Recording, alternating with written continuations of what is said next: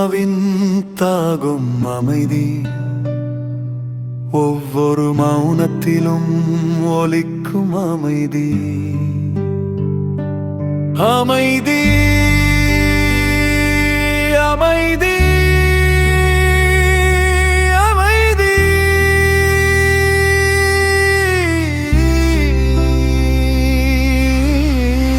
சிவபாபா நீயே தருகிறாய் இதயத்திற்கு அமைதி. வலியின் அப்பால் அமைதி, கூட்டத்தின் அப்பால் அமைதி, தன்னுடன் இணையும் அந்த நிமிடம் அமைதி, மூச்சுகளுக்கு ஓய்வு தரும் அமைதி, இரவு மடியின் மென்மை அமைதி, கண்களின் உறக்க நிழல் அமைதி, ஓய்வின் பேரே அது அமைதி.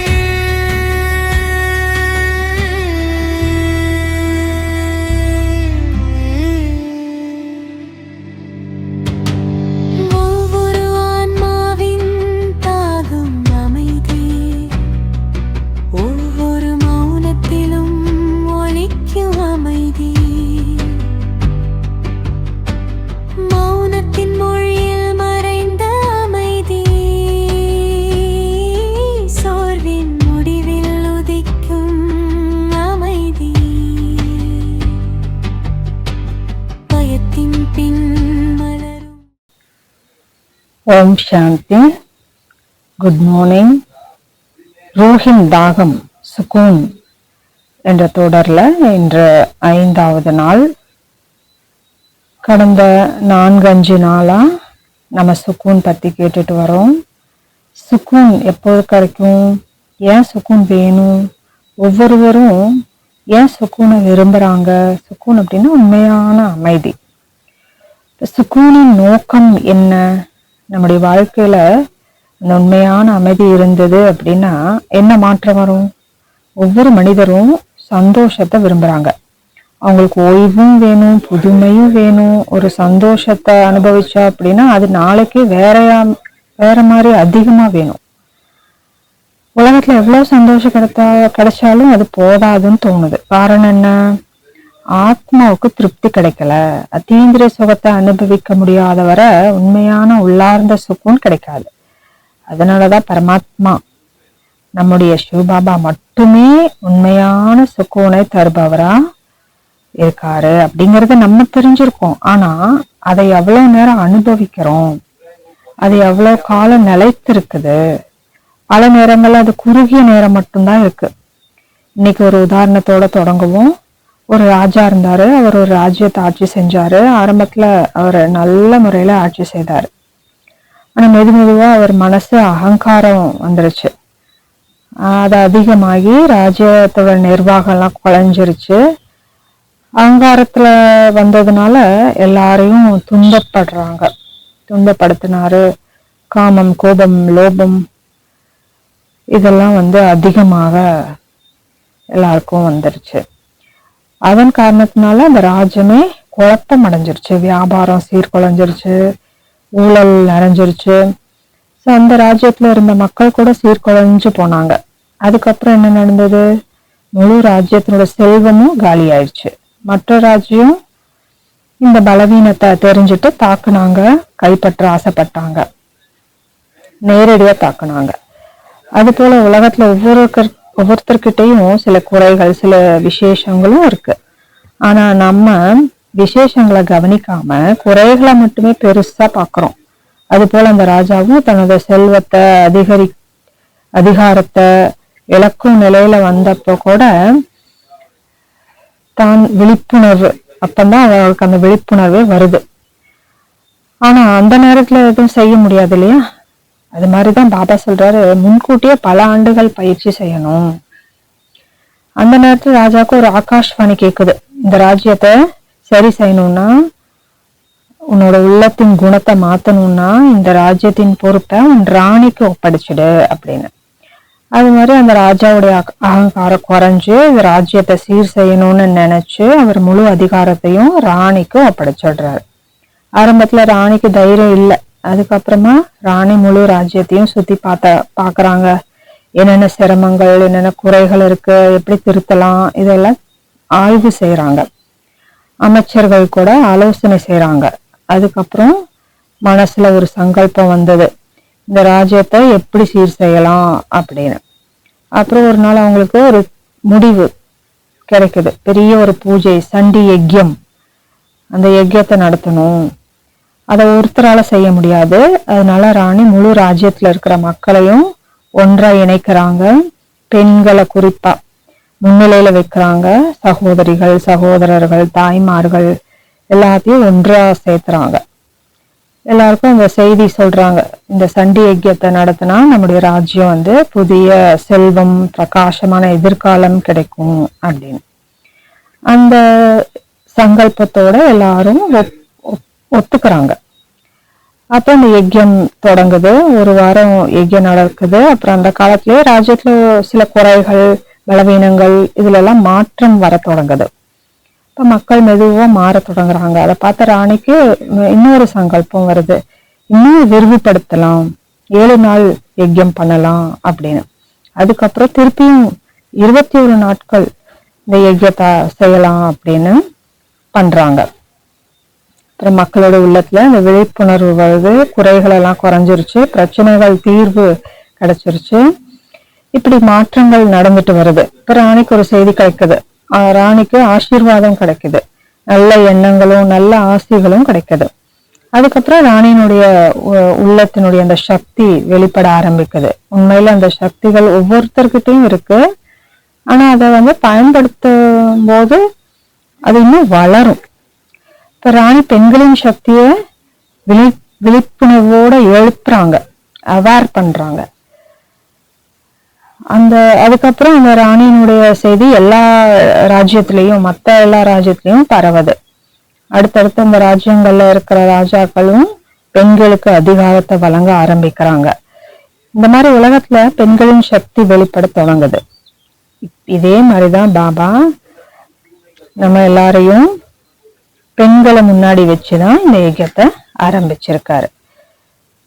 ஸோ இன்னைக்கு முரளி 25 நவம்பர் 2001 தேதியுடையது. இந்த முரளியில பாபா முக்கியமா சொல்றது ஆசிகளை கொடுப்பது, ஆசிகளை பெறுவது, ஆசீர்வாதம் கொடுப்பதும் பெறுவதும்.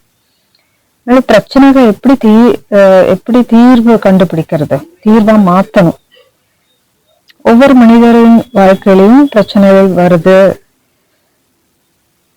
இந்த உலகத்துல எந்த மனிதனும் பிரச்சனை இல்லாம இருக்காங்களா? யாராவது ஒருத்தர்கிட்ட அதிகமான செல்வம் இருக்கலாம், அதிகாரம் இருக்கலாம், சக்தி இருக்கலாம், பிரச்சனைகள் வராம இருக்காது. பிரச்சனை கண்டிப்பா வரும். ஆனா அந்த பிரச்சனைய எப்படி எதிர்கொள்றது, எவ்வளவு நேரத்துல அதைய தீர்வா மாத்துறது, அது நம்ம மேலதான் ஆதாரப்பட்டிருக்கு. சிலர் ஒரே நாள்ல பிரச்சனைய தீர்வு கண்டுபிடிச்சிருவாங்க. சிலர் 1 மணி நேரத்துல தீர்வு கண்டுபிடிப்பாங்க.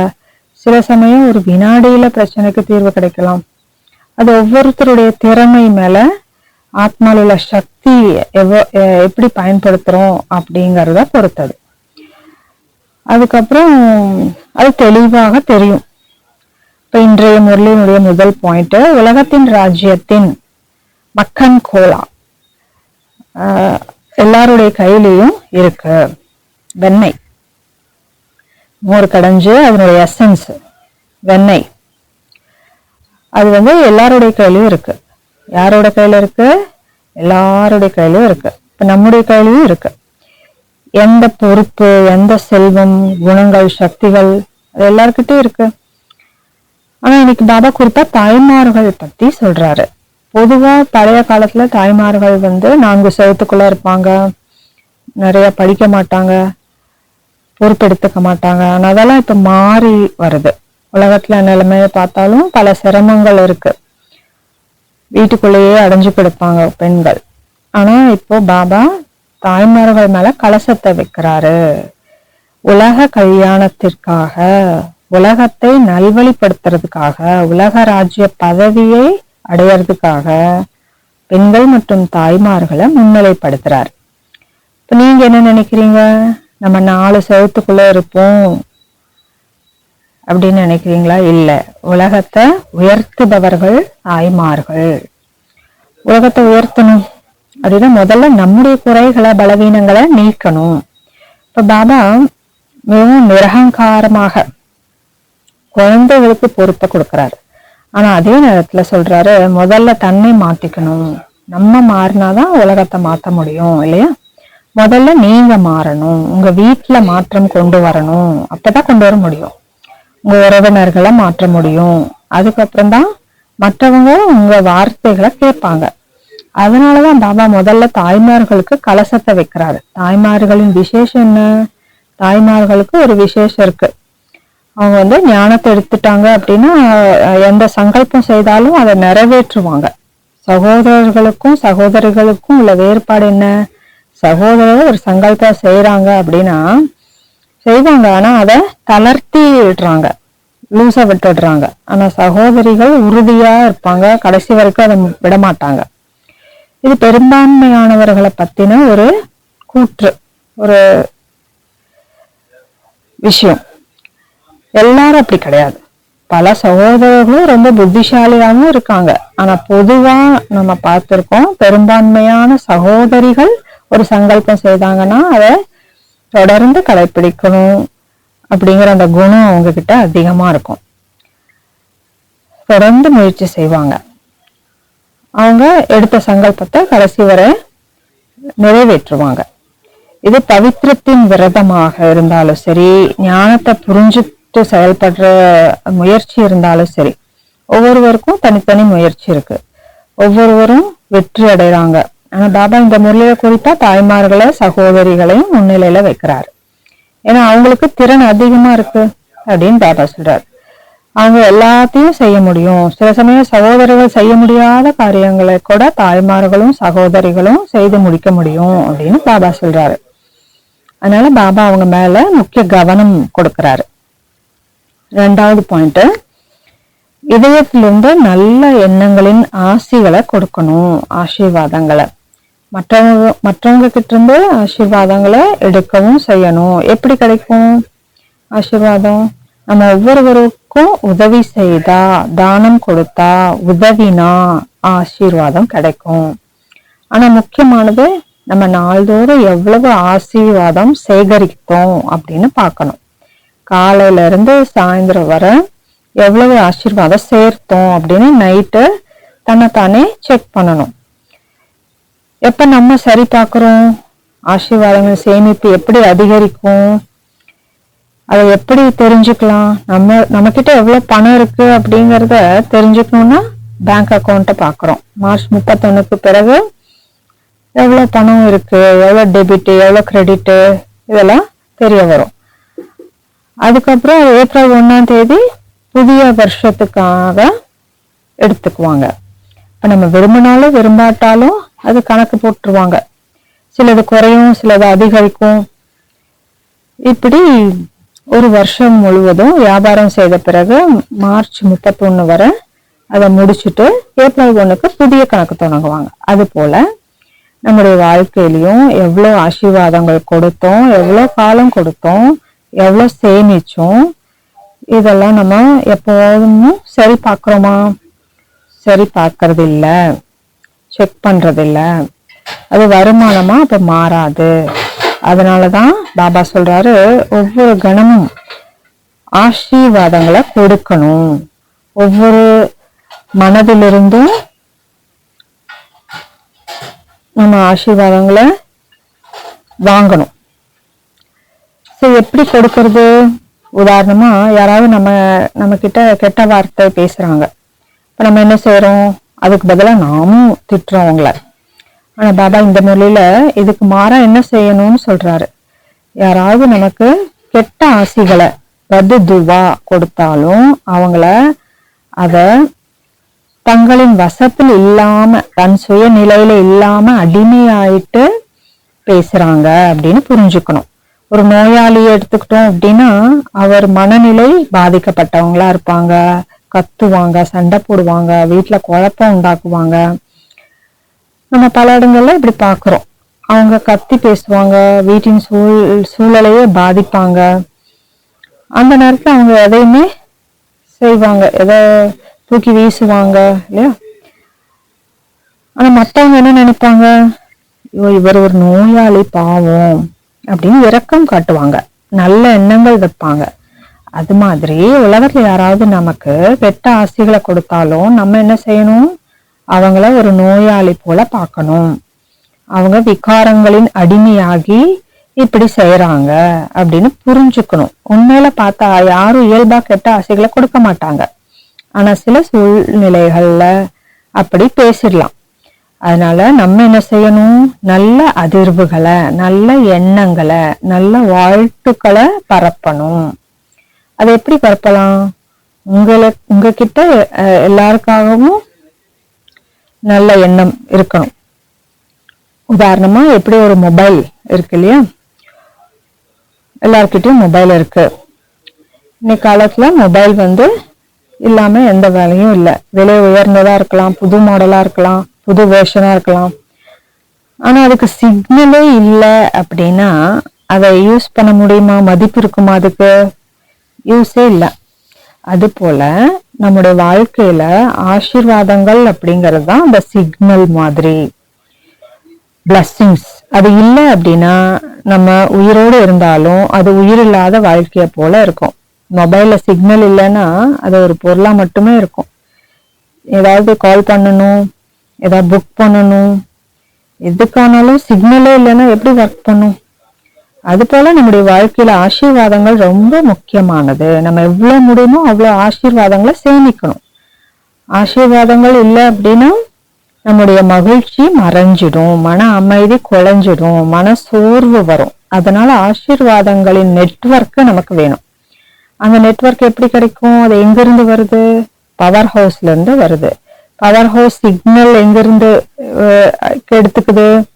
செயற்கைக்கோள்ல இருந்து. அந்த செயற்கைக்கோள் முழு உலகத்திற்கும் சிக்னலை பரப்புது. அது போல நம்முடைய செயற்கைக்கோள் யாரு? பாபா, சிவ பாபா, பரமாத்மா. அவர் உயர்ந்த டவர். அந்த உயர்ந்த டவர்ல இருந்து நமக்கு சிக்னல் கிடைக்குது. அந்த நேரத்துல நம்ம மத்தவங்களுக்கு ஆசீர்வாதங்களை கொடுக்கணும். யாராவது நமக்கு கெட்ட ஆசைகள் கொடுத்தாலும் நம்முள்ள ஒரு எண்ணம் இருக்கணும், இவங்க நம்முடைய சகோதரர்கள், நம்முடைய குடும்பம். அதனால நம்முள்ள அன்பு அவங்க மேல வச்சிருக்கணும். சில சமயம் நம்ம கோபப்படலாம், அமைதி இழக்கலாம். இருந்தாலும் உள்ளத்துல மன்னிப்பு உணர்வு இருக்கணும். ஏன்னா நம்ம நாம் தான் அந்த முன்னோர்கள். எல்லாத்தையும் சகிச்சுட்டு பொறுத்துட்டு போகக்கூடிய முன்னோர்கள். இப்ப நம்ம யாரு? பூர்வீகமானவர்கள்.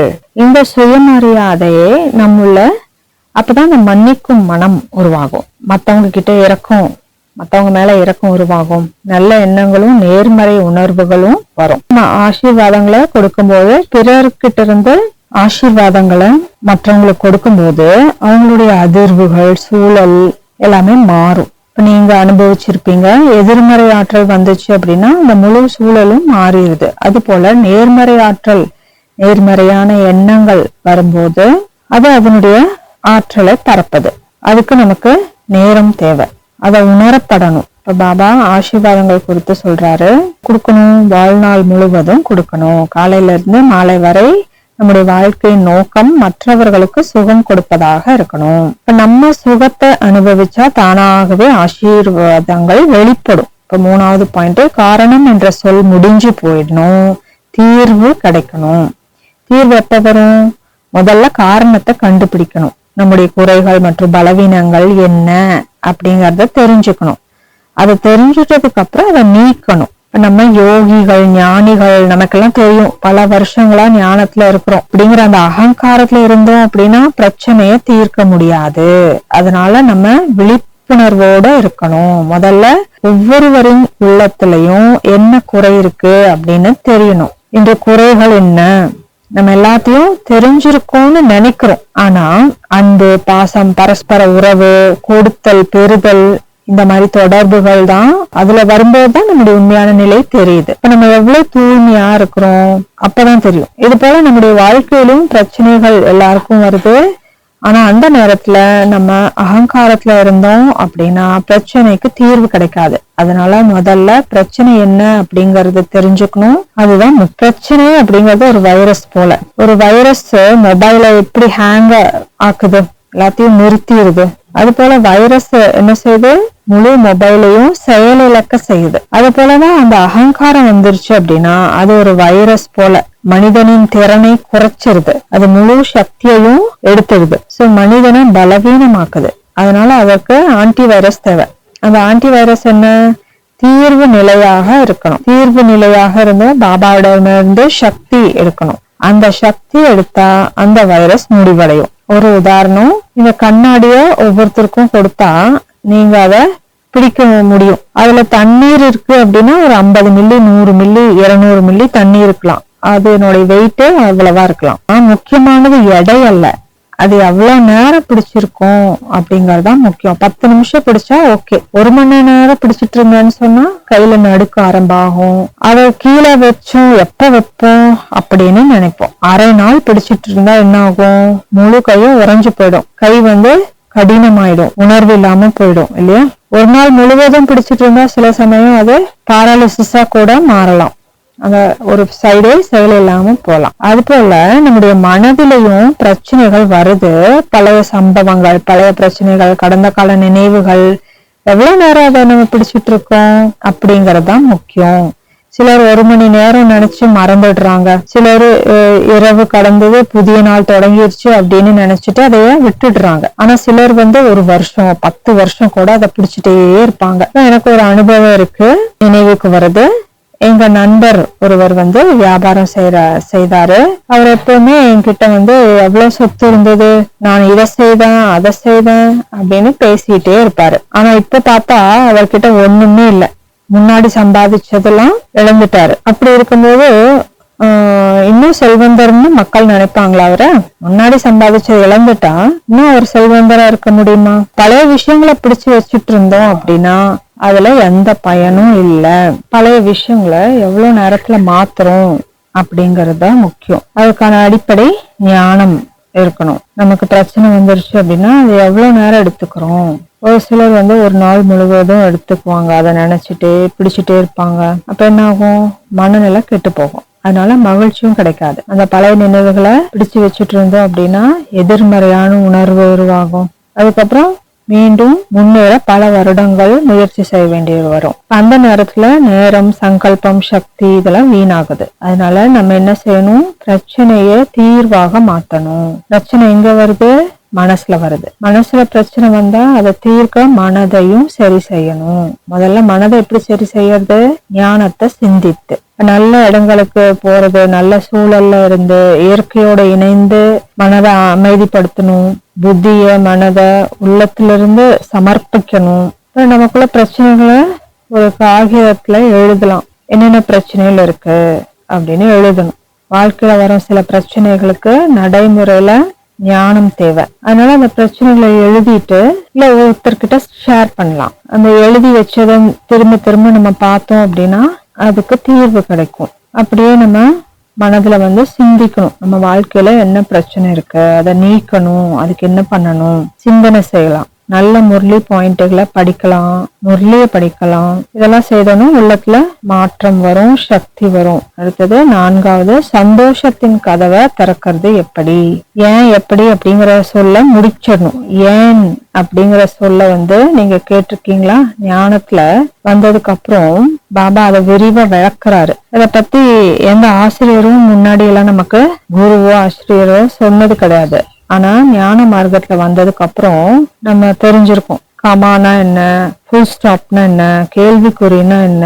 இப்ப நம்ம வாழ்க்கையில வளைஞ்சு போறோம் இல்லையா, பல சமயம் வாழ்க்கை ஏன் வளைஞ்சு போகுது, நம்ம தொடர்ந்து கேள்வி கேட்டுட்டே இருக்கிறதுனால. எங்க சென்டர்ல ஒரு சகோதரர் இருந்தாரு. அவர் ஒவ்வொரு கேள்வியையும் குறைந்தது 20 பேர்கிட்ட கேட்பாரு, ஏன் அப்படின்னு, என்ன செய்யணும் என்ன செய்யணும் அப்படின்னு தொடர்ந்து கேட்பாரு. ஒரே கேள்வி எல்லார்கிட்டையும் கேட்பாரு. ஆனா கடைசியில ஒரு வருஷம் சில வருஷங்கள் கழிச்சு அவருக்கே புரிஞ்சிருச்சு அவர் என்ன கேள்வி கேட்கிறாரு அப்படிங்கறது. ஃபர்ஸ்ட் அவருக்கே தெரியாம இருந்தது. ஏன் கேட்டாரு, என்ன கேட்டாரு அப்படிங்கறது அவருக்கே தெரியாம இருந்தது. ஆனா அது கேட்கறதே ஒரு பழக்கமாயிருச்சு. இப்படி பலர்கிட்ட கேட்டு எல்லாரையும் சிரமப்படுத்தினாரு. ஆனா சில ஆண்டுகளுக்கு பிறகு ஞானம் வளர்ந்தது. ஞானத்தின் முதிர்ச்சி வந்ததுக்கு அப்புறம் அவர் கேள்வி கேட்கறத நிறுத்திட்டாரு. அப்படி நம்முடைய வாழ்க்கையிலயும் கேள்விக்குறிகள் பல வரும் இல்லையா? எப்ப கேள்விக்குறிகள் வருது? நடைமுறை வாழ்க்கையில, வீட்டுல, அலுவலகத்துல, பல வேலை செய்யும் இடங்கள்ல மத்தவங்களுடைய சம்ஸ்காரங்களை சமாளிக்க முடியாதப்போ இந்த கேள்வி வருது, பிரச்சனைகள் உருவாகுது. நம்ம கர்மக்ஷேத்திரத்துல போகும்போது பல சம்ஸ்காரங்கள் எதிரில வருது. அதனாலதான் பாபா தாய்மார்களை முன்னிலைப்படுத்தினாரு. சம்ஸ்காரங்கள் மோதல் ஏற்படும், சமாளிக்க வேண்டிய நிலை வரும். இப்ப தாய்மார்கள் கிட்ட சகிப்புத்தன்மை அதிகமா இருக்கு.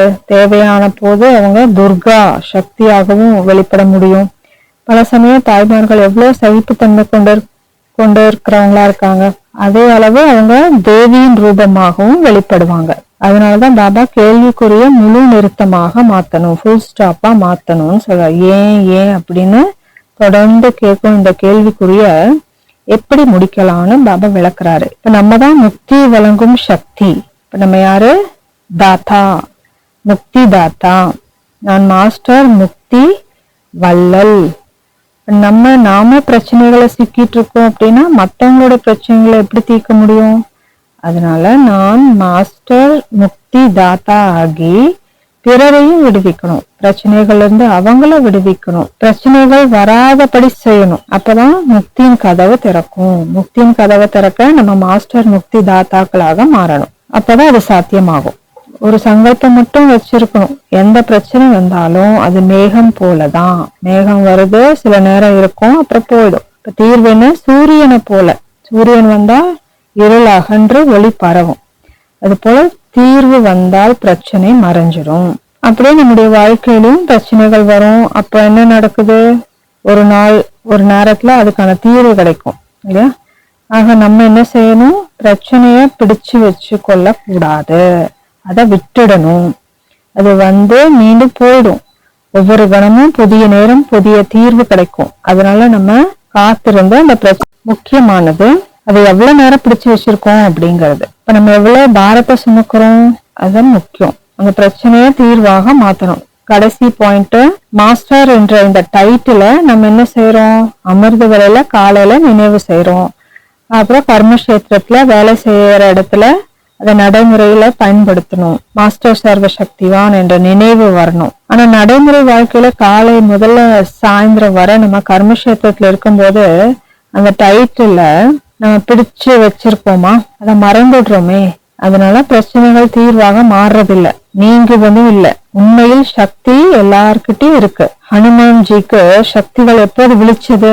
அவருக்கு நினைவூட்டிய போதுதான். அது போல நமக்கு பாபா நினைவூட்டுறாரு. சில சமயம் அருகில் இருக்கும் மக்கள் கூட நமக்கு ஊக்குவிப்பாங்க இல்லையா?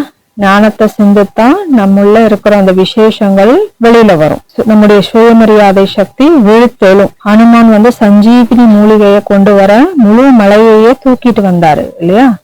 அவருக்கு சரியான மூலிகை எது என்று தெரியல.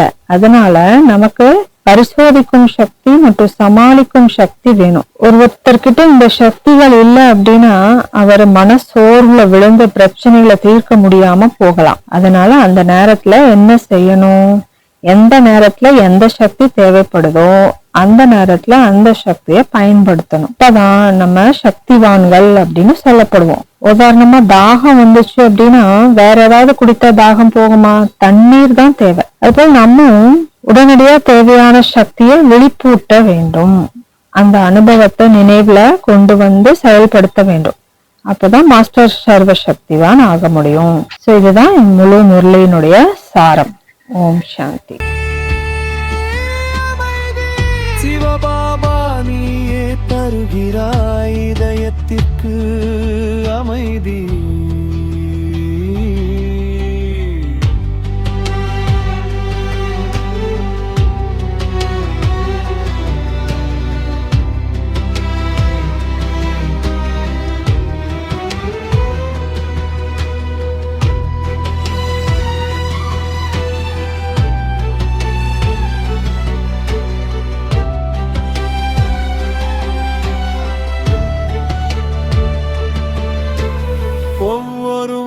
மனிதனின் விருப்பம் அமைதி,